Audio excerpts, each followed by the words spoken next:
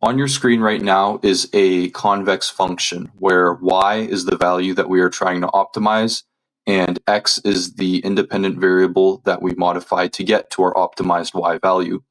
We also find the negative of the gradient. Here I hat is simply a unit vector in the positive x direction. Let's choose our initial step size to be 1.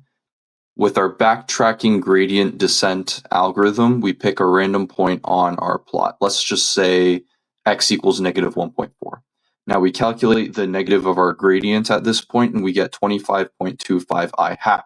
Now the way this algorithm goes is we must now traverse our function in the direction of the negative gradient with the size equal to our initial step size. So we move on over negative 1.4 plus 1 brings us to x equals negative 0.4. And over here we repeat and we calculate our negative gradient. Here we get 2.37 I hat, so we're still moving in the positive x direction. Let's do that one more time. That brings us to x equals 0.6. Here our negative gradient is 1.56 I hat.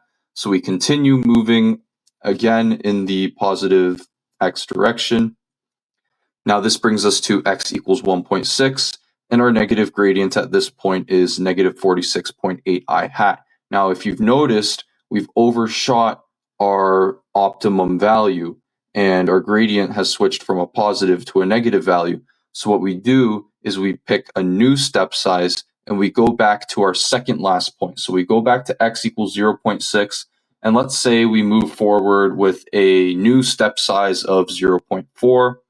We move in the positive x direction, and we end up at x equals 1, which is pretty close to where the optimal value is of x equals 0.92. Backtracking gradient descent also works on higher dimension convex functions, like the one that you see rotating on your screen right now. Let's take a look at just a cross-section for the sake of simplicity.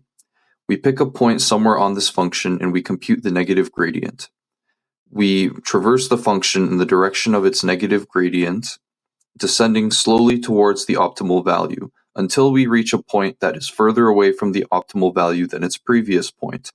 What we do then is we go back to that previous point and we reduce the step size, and we keep traversing the function, getting ever closer to the optimal value. It is crucial that you ensure that your function is convex. Otherwise, you run the risk of getting stuck at a local optimum value rather than the global optimum value, which is the best value that you're looking to solve for.